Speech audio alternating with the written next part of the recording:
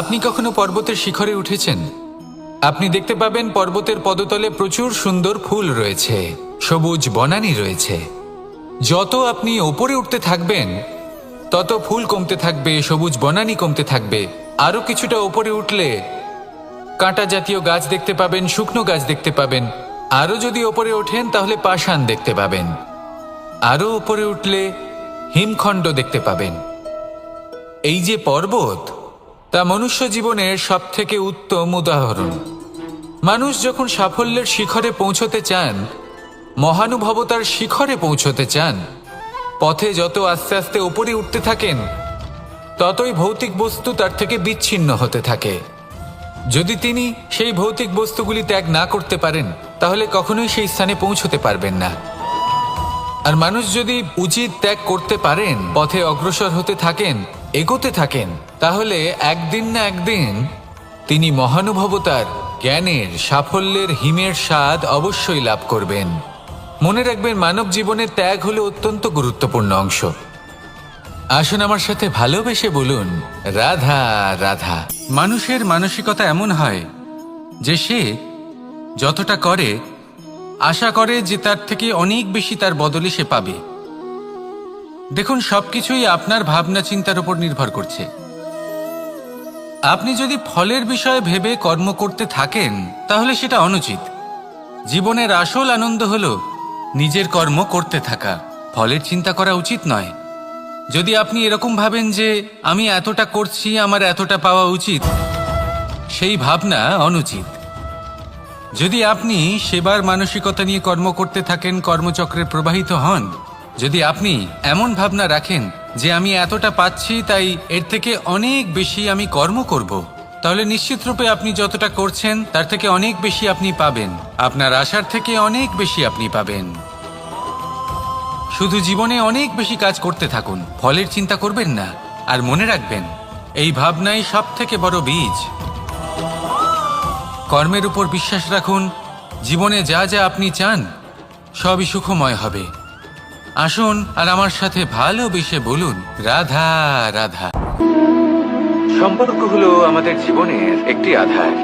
কিছু সম্পর্ক এমন যা আমরা জন্মসূত্রে লাভ করি, যেমন পরিবার, মা, বাবা। কিছু সম্পর্ক আছে যা আমরা জীবনে অর্জন করে থাকি, তা সে প্রেমের হোক, স্নেহের হোক বা বন্ধুত্বের। এই সকল সম্পর্ক লাভ করার বা গড়ে তোলার 5টি ধাপ রয়েছে।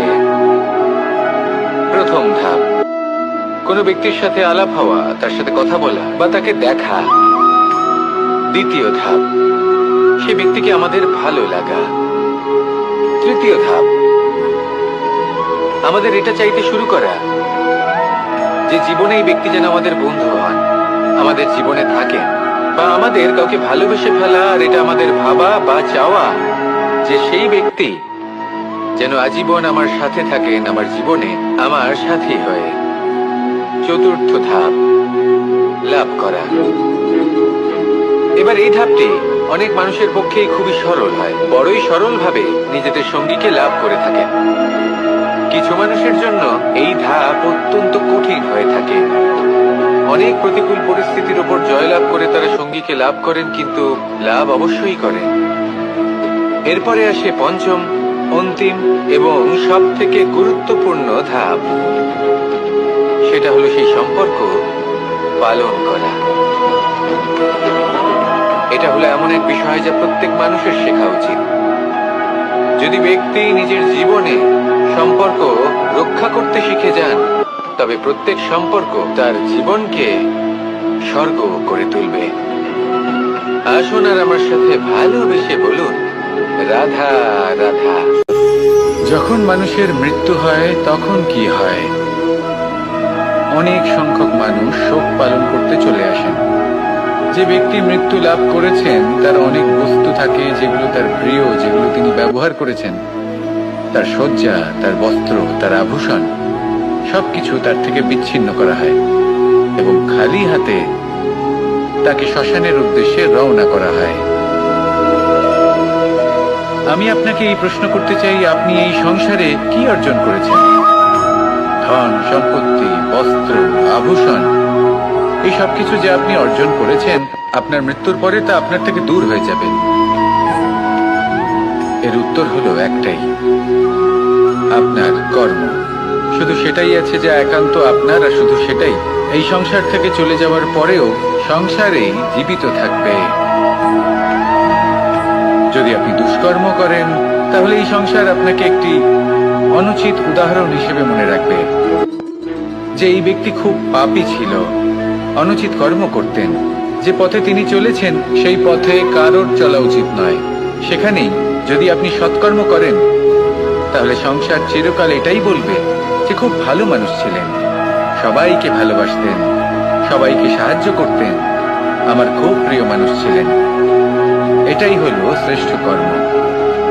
সেই জন্য জীবনে শুধুমাত্র ধন সম্পত্তি আভূষণ এই সব অর্জন করতে গিয়ে নিজের মনোনিবেশ করবেন না। শ্রেষ্ঠ কর্ম করুন। সংসার থেকে চলে যাওয়ার পরেও এই কর্মই এই সংসারে আপনাকে জীবিত রাখবে। আসুন আমার সাথে ভালোবেসে বলুন, রাধা রাধা। সূচের শেষে একটি ছিদ্র থাকে যার দ্বারা আমরা এই সুতো পরাতে পারি, আর তারপর সূচের সাহায্যে এই সুতো দিয়ে বস্ত্র সেলাই করা যায়। কিন্তু যদি সুতোটা সোজা করে ধরা না হয়, তাহলে সূচে কখনো এই সুতো পরানোই সম্ভব নয়।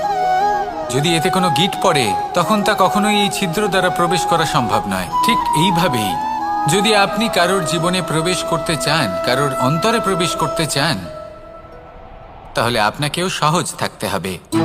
এতে কোনো গিঁট থাকলে চলবে না, অর্থাৎ মনে যাতে কোনো মালিন্য না থাকে, যেন কোনো কুচিন্তা না থাকে। যদি এসব থাকে, তাহলে আপনি কখনো কারোর জীবনে প্রবেশ করতে পারবেন না। আর যদি কোনোভাবে আপনি প্রবেশ করেও যান, তাহলে তার মনে ঘর করতে পারবেন না। নিজেকে এই সুতোর মতন করে তুলুন, সহজ। মনে যেন কোনো কুচিন্তা না থাকে, সবার প্রতি যেন সদ্ভাবনা থাকে, শুভ চিন্তা থাকে। এমনটা করতে থাকুন। এমন একটা দিন আসবে যেদিন এই সমস্ত সংসারের ব্যক্তির মনে আপনি বাস করবেন, আর তখন এই মন প্রসন্ন হয়ে বলবে, রাধা রাধা। কথায় আছে যে এমন কোনো অক্ষর নেই যার দ্বারা কোনো মন্ত্র হয় না, এমন কোনো বনস্পতি নেই যা নিজেই একটা ঔষধি নয়, পৃথিবীর এমন কোনো ব্যক্তি নেই যার মধ্যে কোনো যোগ্যতা থাকে না। শুধু প্রয়োজন হলো যে ব্যক্তিকে আমরা খুঁজে চলেছি তাকে সঠিকভাবে চিনে নেওয়া। যদি তার যোগ্যতা, তার বিশেষত্ব আমরা বুঝতেই না পারি, তাহলে আর লাভ কি রইল? এই সংসারে এমন অনেক ব্যক্তি রয়েছেন যারা ছোট ছোট অসফলতার কারণে আপনাকে এটা বলে দেবে যে আপনি কোনো কাজের নন, আপনি হলেন মূর্খ, আপনি কিছুই করতে পারবেন না। এইসব কথায় কখনোই বিশ্বাস করবেন না, কারণ আপনি এবং প্রত্যেকটি জীব এই পরমাত্মা এবং এই প্রকৃতির সৃষ্টি, যা অত্যন্ত বিশেষ। যদি আপনাকে উদাহরণ দিই, তাহলে একদিকে আছে তরোয়াল, একটা বড় লম্বা তরোয়াল যার দ্বারা যুদ্ধ করা যায়, জয়লাভ করা যায়। আর অন্যদিকে রয়েছে একটা ছোট্ট সূচ, কিন্তু যে কাজ একটা ছোট্ট সূচ করতে পারে তা একটা তরোয়াল দ্বারা সম্ভব নয়। এর অর্থ হলো এটাই যে প্রত্যেকটা রচনা অত্যন্ত অমূল্য এবং অত্যন্ত বিশেষ হয়। তাহলে বিশ্বাস রাখুন যে আপনি অত্যন্ত বিশেষ একজন, আর প্রেমের সাথে বলুন, রাধা রাধা। মানুষ তার জীবনে দুই ধরনের পরিস্থিতিকে খুব ভয় পায়। এক, কোনো কারণবশত কারোর সামনে নত হওয়া। দুই, কোনো কারণে নিজের চরিত্র থেকে, নিজের মূল্যবোধ থেকে বিচ্যুত হওয়া। এবার কেন হয় এরকম যে কথায় কথায় কারোর সামনে নত হতে হয়? কেন বারংবার নিজের চরিত্র থেকে চ্যুত হতে হয়? এরকম কেন হয়? এটা তখনই হয় যখন আমাদের শিক্ষা এবং মূল্যবোধের অভাব থাকে। যদি মানুষের মধ্যে প্রকৃত শিক্ষা থাকে, তাহলে এই সংসারে কোনো সময় এবং কারোর সামনেই নত হওয়ার কোনো প্রয়োজন নেই। যদি মানুষের মধ্যে মূল্যবোধ থাকে, তাহলে তাকে নিজের মূল্যবোধ বা চরিত্র থেকে বিচ্যুত হতে হয় না, তা সে যাই হয়ে যাক না কেন। কোনো বালককে যদি জন্ম থেকেই সুশিক্ষার অধিকারী করা হয়, শিক্ষিত করা হয়, মূল্যবোধের অধিকারী করা হয়, তবে সে এই সংসারে এমন কর্ম করবে যাতে সে নিজেকে, নিজের পরিবারকে, সমগ্র সমাজকে গর্বিত করতে পারে। শিক্ষা লাভ করুন, মূল্যবোধ লাভ করুন এবং আমার সাথে ভালোবেসে বলুন, রাধা রাধা। জীবন, এই জীবনের সত্য কি? জন্ম, যেখান থেকে জীবন আরম্ভ হয়, নাকি সমাপ্তি? মৃত্যু, যেখানে জীবন শেষ হয়ে যায়। জীবনের সত্য এটা নয়, সবকিছু এটা নয়। ভালো করে ভেবে দেখলে কিছুই যায় আসে না যে আপনার জন্ম কোথায় হয়েছে, কিভাবে হয়েছে। এতেও কিছু যায় আসে না যে আপনার মৃত্যু কোথায় হবে, কিভাবে হবে। যায় আসে তখন, গুরুত্বপূর্ণ হলো এটাই যে জীবন আপনি যাপন করেছেন তার উদ্দেশ্য কি ছিল, কি ভাবনা নিয়ে আপনি বেঁচেছেন। এখন যদি আপনি এমন কিছু করেন যার দ্বারা এই সংসার আপনার থেকে জীবন যাপনের প্রেরণা পেতে পারে, মৃত্যুর পরেও আপনার কর্ম দেখে তা স্মরণ করে জীবনে বাঁচতে শেখেন, তাহলে তার তাৎপর্য হলো আপনি নিজের কর্মের দ্বারা, নির্বাচনের দ্বারা অমর হয়ে গেছেন। দেখুন, জীবনে দুশ্চিন্তা করা হলো বৃথা, মৃত্যুর ভয়ও হলো বৃথা। কারণ আত্মা কখনো মরে না, তাকে কেউ শেষ করতে পারে না। না কাল, না মৃত্যু, আর না সময়। যদি এমন কিছু থাকে যা আপনার আত্মাকে শেষ করে দিতে পারে, তাহলে তা আপনারই নিজের দুষ্কর্ম। তাই এই যে জীবনকাল আপনার কাছে রয়েছে, তাতে শুধু শুভ কর্ম করুন, দুশ্চিন্তা করা ত্যাগ করুন। এমন কর্ম করুন যা দেখে সংসার উচিত পথে চলে আসবে, শুভ কর্ম করবে। যদি আপনার মৃত্যুর পরে সংসার আপনাকে স্মরণ করে শিক্ষা লাভ করে, উচিত পথে চলে, প্রেরিত হয়, তাহলে আপনিও অমর হয়ে যাবেন। আসুন আমার সাথে ভালোবেসে বলুন, রাধা রাধা। কথায় আছে, যা কিছু অন্তর থেকে নিঃসৃত হয় তা অশুভ হয় না। অশুভ হলো সেই বোধ, সেই ইচ্ছে যা অন্তর থেকে নিঃসৃত হলেও কখনোই বিবেকের দ্বারা পরখ করা হয় না। এমনই একটা অনুভূতি হলো ক্রোধ। এই ক্রোধ আপনার বিবেকই হরণ করে নেয়, আপনার করুণা হরণ করে নেয়। আপনি ভাবনা চিন্তা করার যোগ্যতাই হারিয়ে ফেলেন। এবার যদি আপনি সংসারকে নিয়ন্ত্রণ করতে চান, ভবিষ্যতের উপর নিয়ন্ত্রণ রাখতে চান, বর্তমানের উপর নিয়ন্ত্রণ রাখতে চান, তাহলে প্রথমে নিজের ক্রোধের উপর নিয়ন্ত্রণ করা শিখতে হবে। কারণ এই ক্রোধ আপনার বন্ধু নয়, এ আপনার শক্তি নয়, এ হলো আপনার দুর্বলতা। আর এটা শত্রুর শক্তি বাড়িয়ে তোলে, আর শেষ পর্যন্ত ক্ষতি আপনারই হয়। তাই এই ক্রোধকে নিজের নিয়ন্ত্রণে রাখুন। অশুভ মন্তব্য আপনা থেকেই অসফল হয়ে যাবে। আসুন আমার সাথে ভালোবেসে বলুন, রাধা রাধা।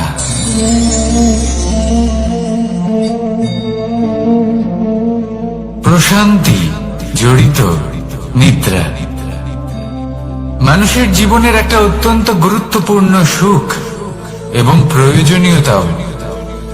দেখতে গেলে এই সংসারের প্রত্যেক পশু পাখি, প্রত্যেক জীব অবশ্যই নিদ্রা প্রাপ্ত করেন, কিন্তু মানুষ,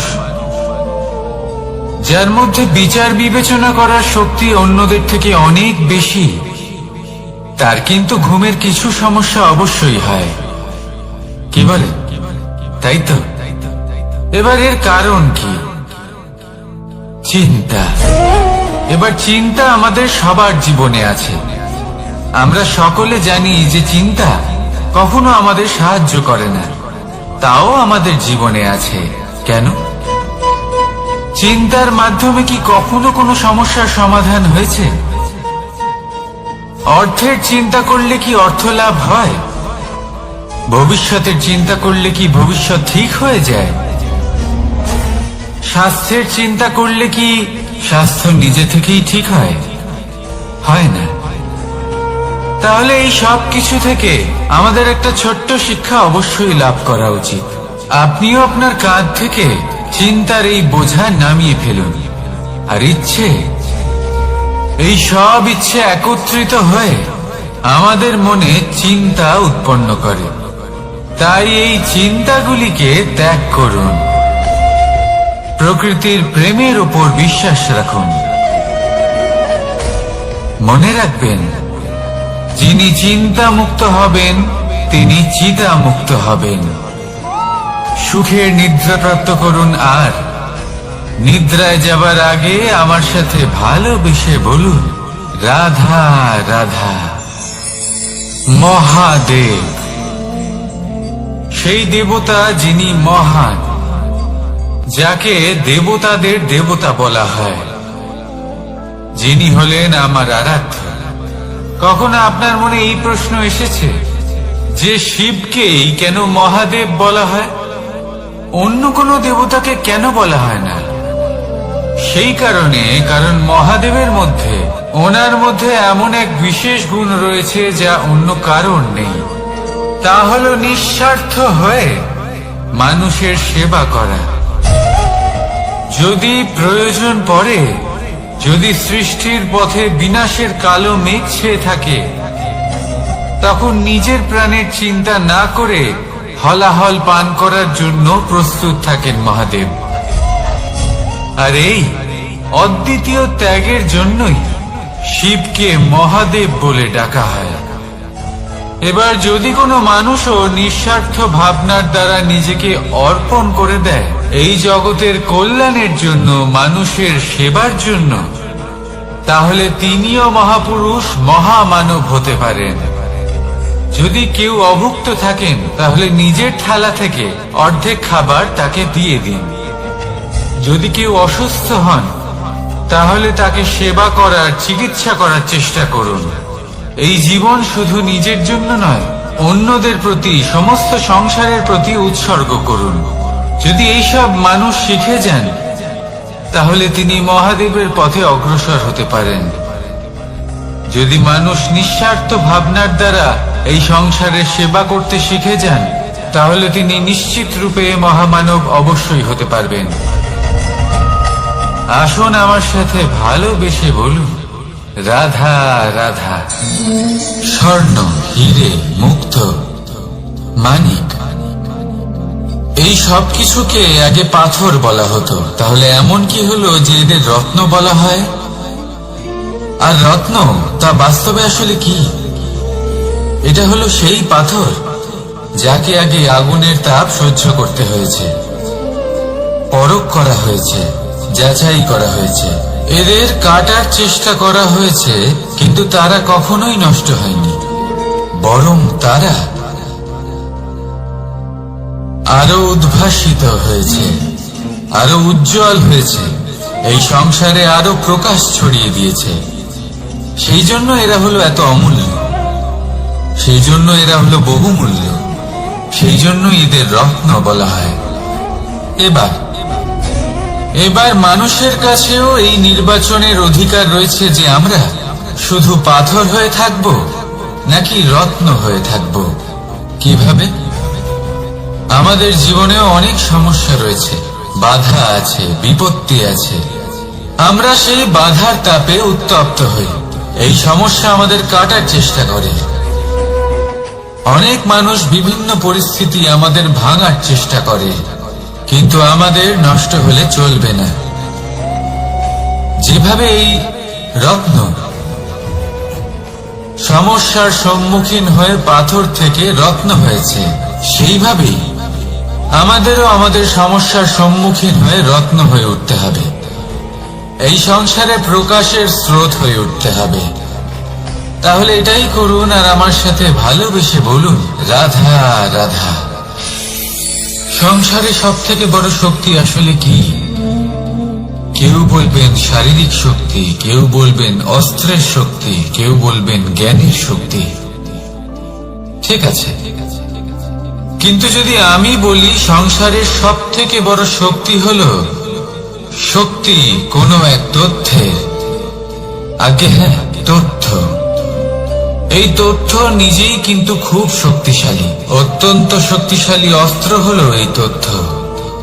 আর সত্যি বলতে অনুচিত তথ্যের থেকে অনেক বেশি ঘাতক হলো অসম্পূর্ণ তথ্য। যেরকম আজ শাম্ব রুক্মির সাথে করেছে, ওকে অসম্পূর্ণ তথ্য দিয়েছে, তার ফলে বিনাশ হলো। যদি এইভাবেই আপনার কাছেও কোনো অসম্পূর্ণ তথ্য আসে, আর যদি আপনি তা পরখ না করে দেখেন, যাচাই না করে দেখেন, আর নিজের কর্ম করেন, তাহলে উত্থানের বদলে আপনি পতনের সম্মুখীন হবেন। বিকাশের বদলে আপনার বিনাশ হয়ে যাবে। মনে রাখবেন একটা অত্যন্ত গুরুত্বপূর্ণ কথা, সঠিক তথ্য পাওয়া সঠিক তথ্য দেওয়ার থেকে অনেক বেশি গুরুত্বপূর্ণ। আশা করি এই কথা আপনি বুঝেছেন। জীবনে যখনই কোনো তথ্য আপনি পাবেন, সেই বিষয়ে ভেবে দেখুন, পরখ করে দেখুন, যাচাই করুন, তারপর নিজের কর্ম করুন। আর আমার সাথে ভালোবেসে বলুন, রাধা রাধা। ধর্ম এবং প্রেম, এই দুই হলো একই মুদ্রার দুই পিঠ। যদি এদের মধ্যে কোনোটা নষ্ট হয়ে যায়, তাহলে দ্বিতীয়টাও থাকে না। কখনো ভেবেছেন এমন কেন হয়? তার জন্য আগে আপনাকে বুঝতে হবে যে ধর্ম আসলে কি। ধর্ম সেটাই যা এই সংসারের প্রত্যেক মানুষকে একে অপরের সাথে সুখ এবং শান্তিতে থাকতে প্রেরণা যোগায়। এই প্রেরণার আধার হলো প্রেম। প্রেম সেটাই যে আপনার মধ্যে অন্য কারোর প্রতি করুণাবোধ জাগিয়ে তোলে, সম্মান জাগিয়ে তোলে। এবার যদি প্রেম চলে যায়, তাহলে সবার আগে বিনাশ হবে সম্মান আর করুণাবোধের। এবার যেখানে না প্রেম রয়েছে, না সম্মান রয়েছে, না করুণা রয়েছে, সেখানে ধর্ম কিভাবে বাস করবে? অশুভ ইচ্ছে জাগ্রত হয়ে ওঠে, ক্রোধ জাগ্রত হয়ে ওঠে, অহংকার জাগ্রত হয়ে ওঠে, আর তারপর আরম্ভ হয় অধর্মের। তাই যা যা ভাবনা আপনার অন্তরে প্রবেশ করছে, করতে দিন, কিন্তু যাই হোক না কেন, এই প্রেমকে নিজের থেকে দূরে যেতে দেবেন না। এই প্রেমকে চিরকাল নিজের কাছে রাখুন, নিজের হৃদয়। আর এই প্রেম ভাব নিয়ে বলুন, রাধা রাধা। মানুষের জীবনে উন্নতি লাভ করার জন্য তিনটি স্তম্ভের প্রয়োজন হয়। প্রথম স্তম্ভ শিক্ষা। এই শিক্ষা আমাদের জ্ঞান প্রদান করে। দ্বিতীয় স্তম্ভ ব্যবসা, যার দ্বারা আমরা ধন উপার্জন করি। তৃতীয় স্তম্ভ হলো আমাদের ঈশ্বর, আমাদের ইষ্ট। এনার সাথে যদি আমরা জুড়ে থাকতে পারি, তাহলে এমন একটা মানসিক বল আপনি লাভ করবেন, যেটা এই সংসারে আর কোথাও পাওয়া সম্ভব নয়। কিন্তু মানুষ অনেক সময় জীবনে এই তিনটি স্তম্ভ লাভ করা সত্ত্বেও সামনে অগ্রসর হতে পারেন না। তখনও জীবনে কঠিন পরিস্থিতি আসতেই থাকে। এমনটা ঠিক কেন হয়? কারণ সে জীবনে এই তিনটি স্তম্ভ লাভ করে নেয়, জীবনে প্রয়োগও করে, কিন্তু তার ভিতের কথা সে ভুলেই যায়। যেমন প্রথম স্তম্ভ অর্থাৎ শিক্ষা। এই শিক্ষার আধার হলো শুভ চেতনা। যদি অন্তরে শুভ চেতনা না থাকে, তাহলে এই শিক্ষার কোনো গুরুত্ব থাকে না। দ্বিতীয় স্তম্ভ ব্যবসা। পরিশ্রম করে উপার্জন করতে হবে, এই কথাটা আমরা সবাই জানি এবং সবাই চেষ্টাও করি। কিন্তু ব্যবসা করতে করতে আমরা এটা ভুলে যাই আমাদের ব্যবহার কেমন হয়ে পড়েছে। এই ব্যবহার যদি শুভ হয়, তাহলে আমাদের উপার্জন আস্তে আস্তে একটা স্থির জায়গায় এসে পৌঁছবে। এবং তৃতীয় স্তম্ভ আমাদের ভগবান। যদি ওনার স্মরণে আপনি যেতে চান তাহলে তার পূর্বে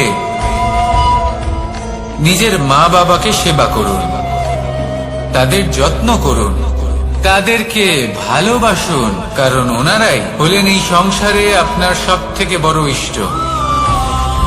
তাহলে 3 স্তম্ভের সাথে সাথে তাদের আধারকেও নিজের জীবনে প্রাধান্য দিন। কোনো সমস্যা আসবে না, জীবনে একের পর এক উন্নতি করবেন এবং এই মন প্রসন্ন হয়ে বলবে রাধা রাধা। সুখ, দুঃখ এবং শক্তি, এই 3 হলো এই সংসারের ত্রিদেবের মতো। আমাদের জীবনে যা কিছু ঘটছে এই 3টির ভিত্তির উপরেই হচ্ছে।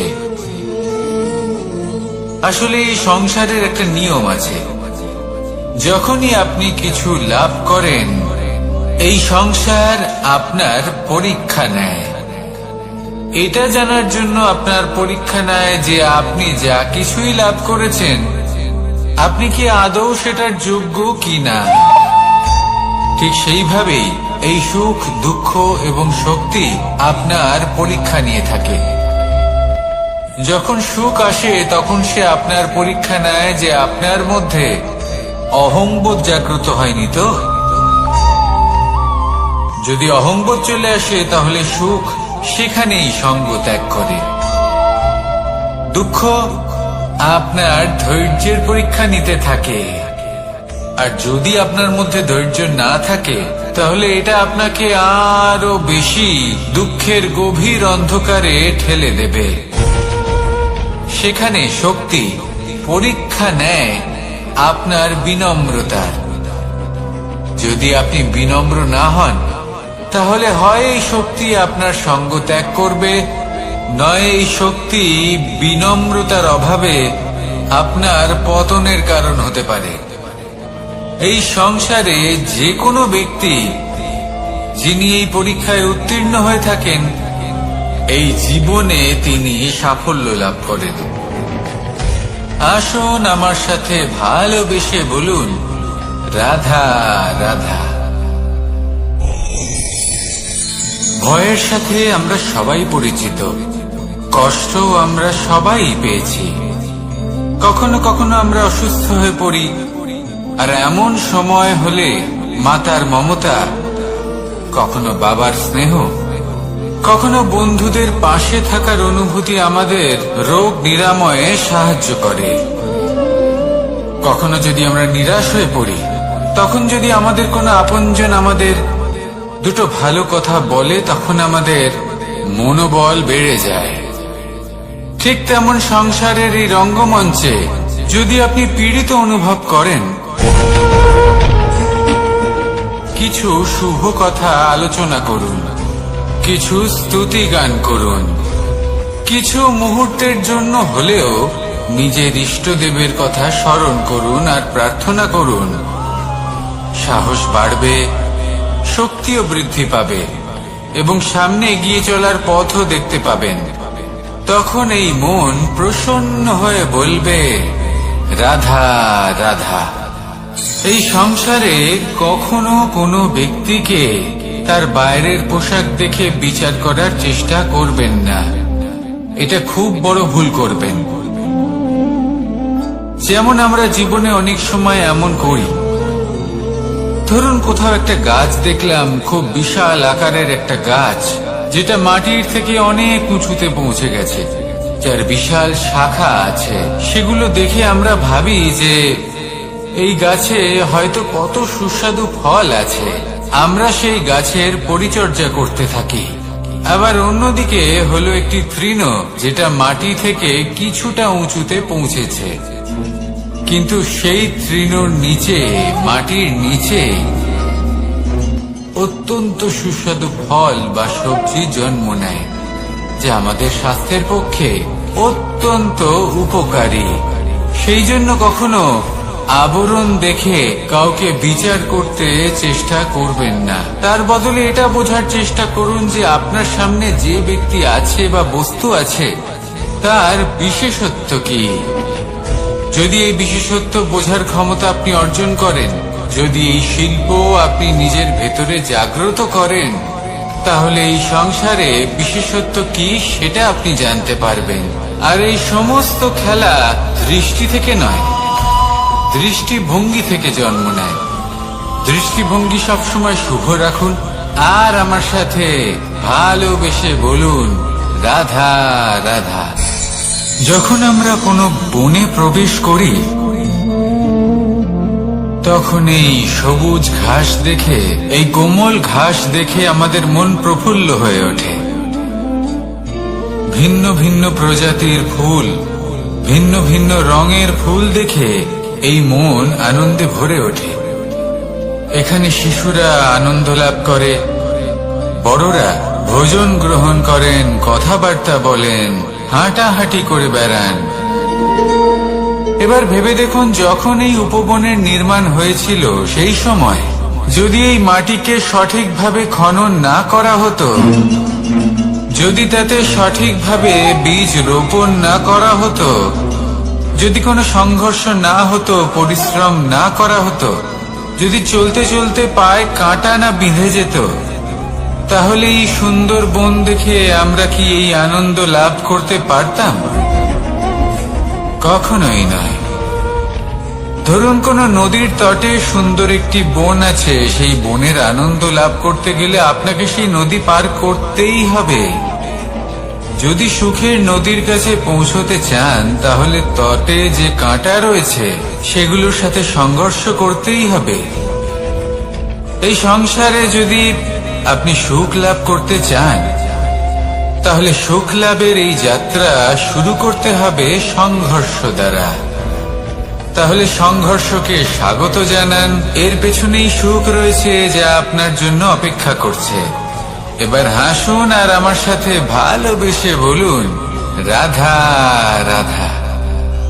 সংসারে আমাদের জীবনের সবথেকে বড় দোষ কি আপনি জানেন?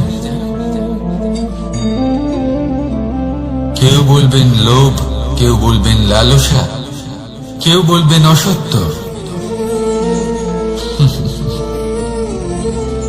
দেখুন, দুঃখের মূল কারণ হলো পরিশ্রম না করা।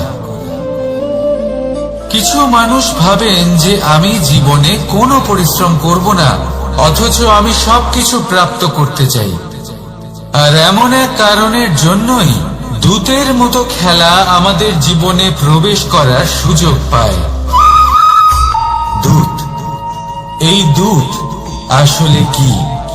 দূত অর্থাৎ কোনো পরিশ্রম ছাড়াই অন্য কেউ পরিশ্রম করে যা অর্জন করেছেন, যে সুখ সুবিধা অর্জন করেছেন, তা নিজের জন্য শুধুমাত্র একটা খেলার মাধ্যমে নিজের করে নেবার ইচ্ছে। আর এই ইচ্ছে অত্যন্ত বিনাশকারী হতে পারে। এই ইচ্ছে যদি আপনার বিবেক, আপনার মন, আপনার চেতনা, আপনার ভাবনা প্রবাহিত করে ফেলে, তারপরে আপনি চেষ্টা করতে শুরু করে দেবেন, আর সেইখান থেকেই আপনার পতন শুরু হবে। এই চেষ্টা করবেন যে অন্য কারোর জীবনের সমস্ত ধন, তার সমস্ত জীবন সম্পূর্ণভাবে নিজের করে নেওয়ার। কারণ প্রথমে আশা জাগ্রত হয়, আর এই আশা হতাশায় পরিণত হতে সময় লাগে। এই হতাশা কোনটায় পরিণত হতে সময় লাগে না, কোনটা লোভে পরিণত হতে সময় লাগে না, আর এই লোভ প্রতিশোধ স্পৃহাতে পরিণত হতে সময় লাগে না। আর যখন এই সব কিছু হয়, আপনি দুষ্ট হয়ে যান। আর সবাই জানেন যে প্রত্যেক দুষ্ট ব্যক্তির পতন হলো অবশ্যম্ভাবী। তাই নিজেকে দূতের থেকে দূরে রাখুন আর পরিশ্রমকে নিজের কাছে টেনে নিন। জীবনে আপনার যা যা স্বপ্ন রয়েছে, যা আপনি করতে চান, শুধুই পরিশ্রম দ্বারা অর্জন করুন। তাহলে তাই করুন আর আমার সাথে ভালোবেসে বলুন, রাধা রাধা। জীবনে কিছু শেখা অত্যন্ত গুরুত্বপূর্ণ। এবার কি কি শিখতে হবে, সেই সব শেখানোর জন্য অনেক শিক্ষক রয়েছেন, কিন্তু কি শিখবেন না আর কি করবেন না, এটা আমাদের নিজের অভিজ্ঞতা দিয়ে শিখতে হয়, কিন্তু তার মানে এটা নয় যে যদি আপনাকে শিখতে হয় যে আগুনের তাপ কতটা, আপনাকে আগুনের মধ্যে হাত দিতে হবে। না, অন্য কারোর অভিজ্ঞতা দ্বারাও শিখতে পারেন। প্রশ্ন শুধুমাত্র একটাই যে আপনি কি শিখতে চান নাকি চান না। যদি আপনি এটাই ভাবেন যে আমি শুধুই নিজের অভিজ্ঞতা দ্বারাই শিখতে চাই, তাহলে জীবনকাল ছোট মনে হবে, অনেক কিছুই শিখতে পারবেন না।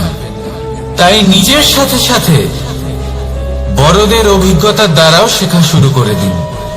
এই সংসারের অভিজ্ঞতা দ্বারা শিখতে শুরু করে দিন।